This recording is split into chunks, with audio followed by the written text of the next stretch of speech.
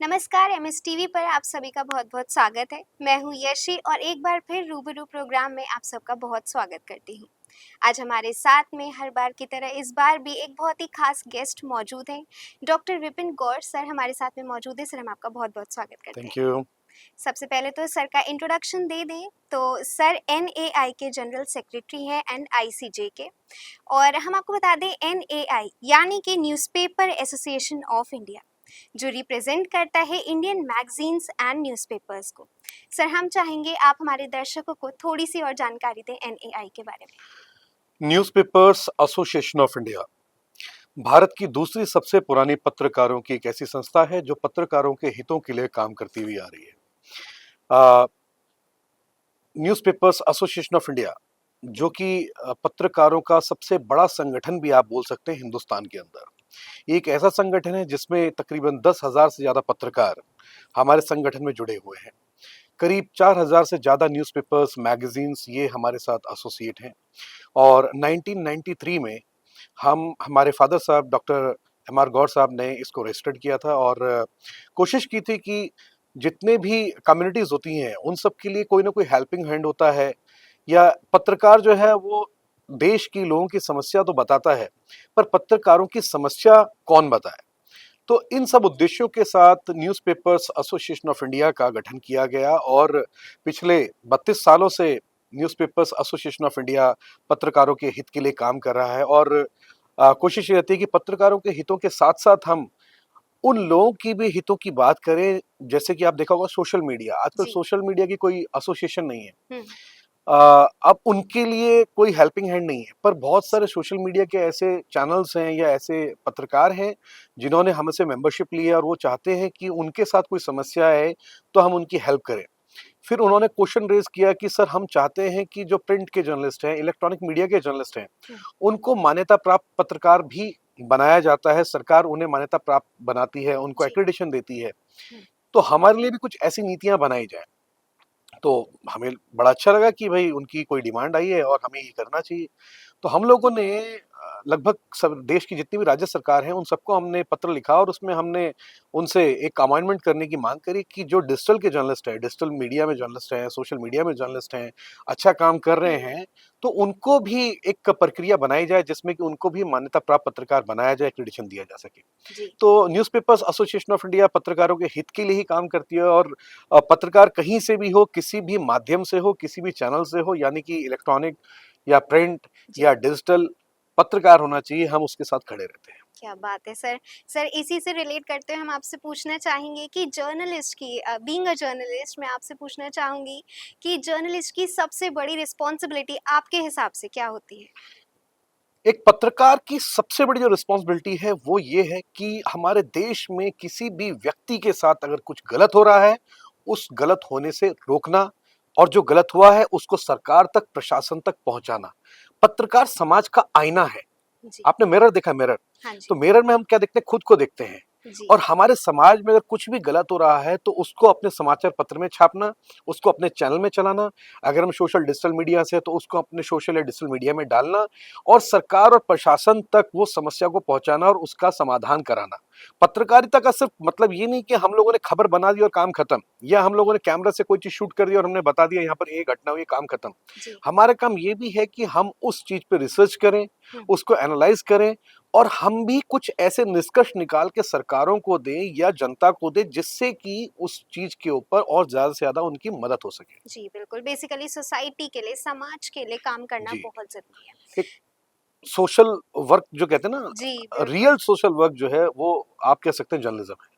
Sir आजकल हम देखते हैं आजकल के दौर में मतलब इमोशंस कहीं न कहीं ख़त्म होते जा रहे हैं। हम प्राइवेसी में जो सबसे ज़्यादा मीडिया लॉज़ एंड एथिक्स में हम पढ़ते हैं, तो प्राइवेसी कहीं न कहीं हम हिंडर कर देते हैं लोगों की, तो उस पे आप क्या कहना चाहेंगे? बड़ा अच्छा क्वेश्चन आपने ये उठाया है कि हम लोगों को क्या हो गया है। आपने मैं आपसे पूछना चाहता हूँ, आप क्या सुबह जी। उठ के पूजा करते हैं? जी।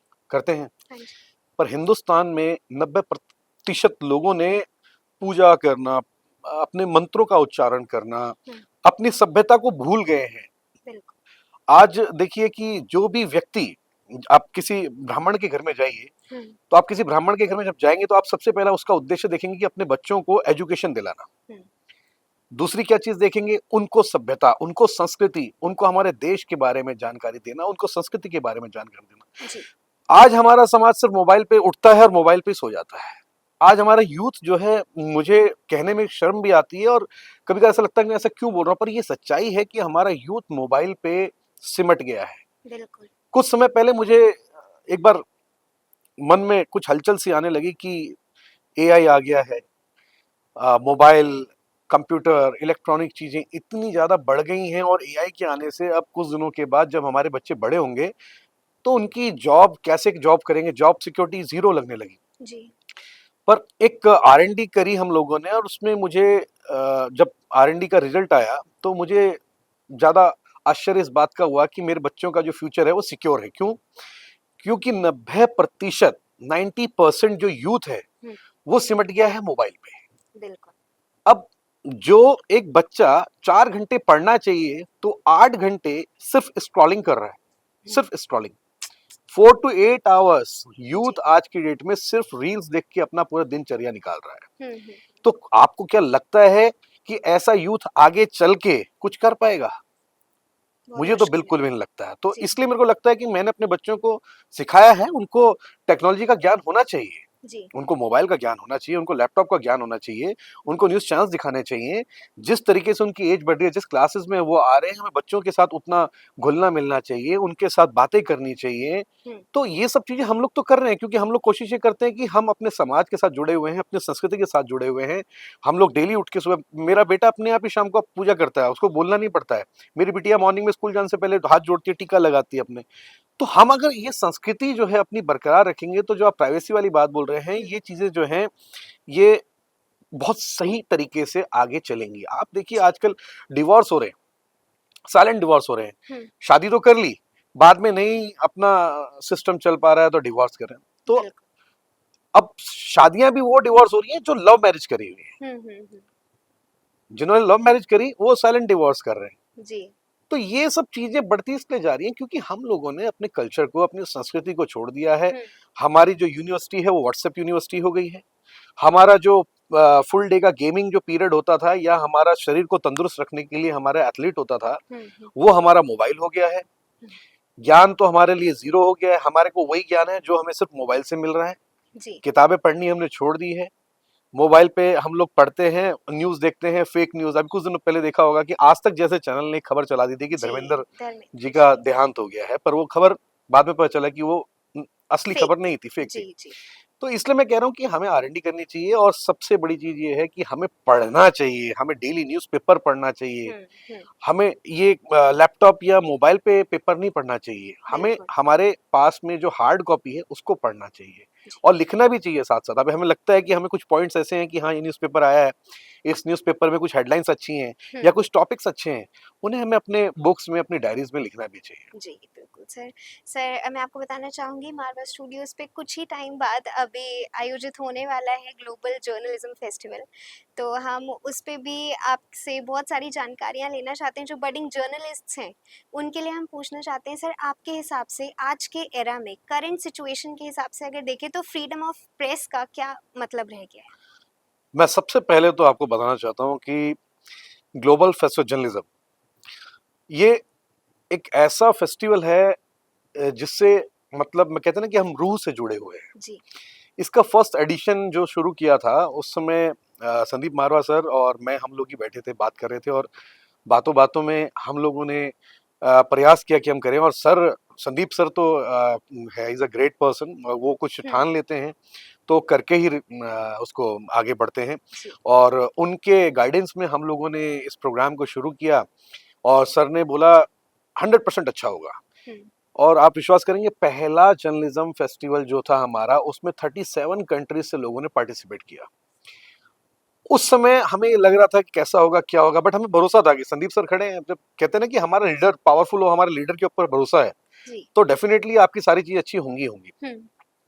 तो बड़ा अच्छा लगा कि हम लोग राष्ट्रीय स्तर पे तो पत्रकारिता में बहुत सारे काम कर रहे थे, अलग अलग चीजें, अलग अलग अवार्ड सेरेमनीज, अलग अलग प्रोग्राम्स कर रहे थे, सेमिनार्स कर रहे थे, वर्कशॉप्स कर रहे थे, बट अंतर्राष्ट्रीय स्तर पे हमें करना था। और वो जब हमने किया तो 3 दिन के बाद हमें ये फील हुआ कि now we are the global person. Sir तो हैं ही, संदीप सर तो हैं ही, इज ऑलरेडी जी। लाइक रनिंग मैनी ऑर्गेनाइजेशंस, वो इंटरनेशनली बहुत सारे प्रोग्राम्स कर रहे हैं, बट हम लोग जुड़े थे, बट हमने ऐसा कुछ किया नहीं था। सो वो एक दिन था जिस दिन इंटरनली अंदर से ये फीलिंग हुई कि हाँ, हम अब अंतर्राष्ट्रीय स्तर पे पहुंच चुके हैं। फिर सर के साथ हमने कई सारे टूर्स भी किए इंटरनेशनली। तो जो सेकंड एडिशन था, तो आप विश्वास नहीं करेंगे, ये ऑफ द कैमरा बोलना चाहिए बट ऑन द कैमरा आज मैं बोल देता हूँ, संदीप सर जानते हैं। जी। जब हम सेकंड एडिशन कर रहे थे, तो 14 फरवरी को मेरी एंगेजमेंट थी, ओके। और 12, 13, 14 का हमारा ये फेस्टिवल था।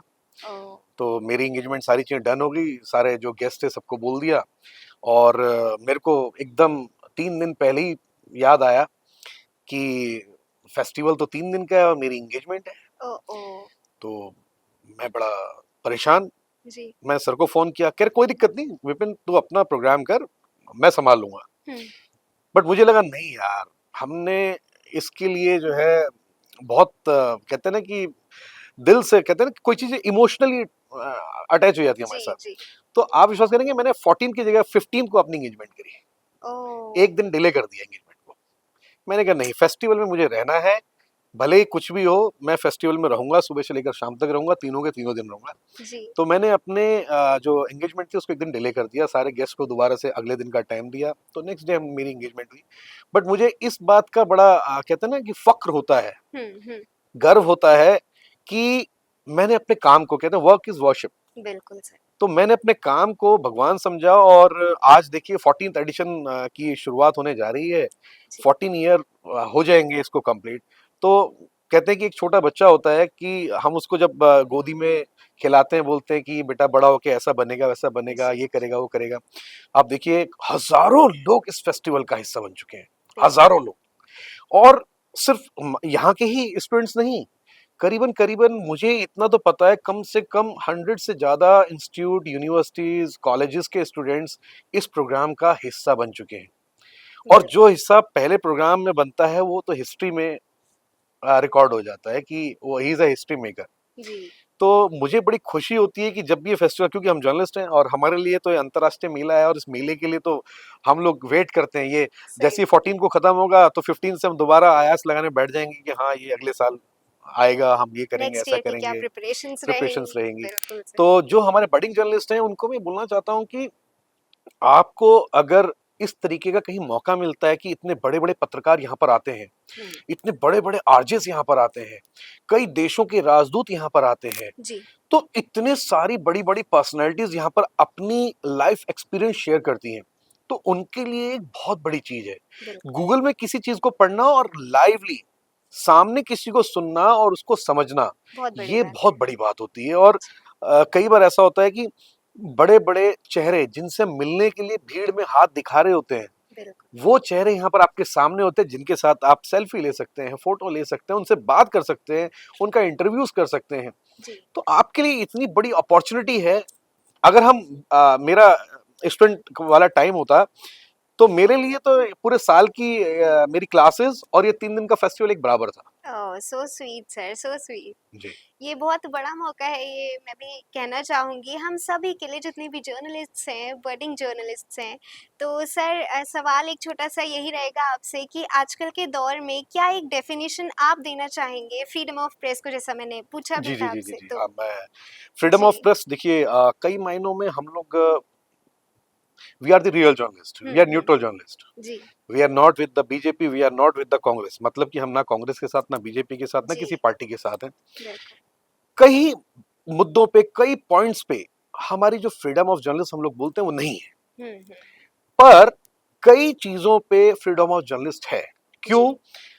एकमात्र हिंदुस्तान ही एक ऐसा देश है जहां पर आप किसी भी पॉलिटिशियन, किसी भी व्यक्ति से आप कोई भी क्वेश्चन कर सकते हैं, बिल्कुल।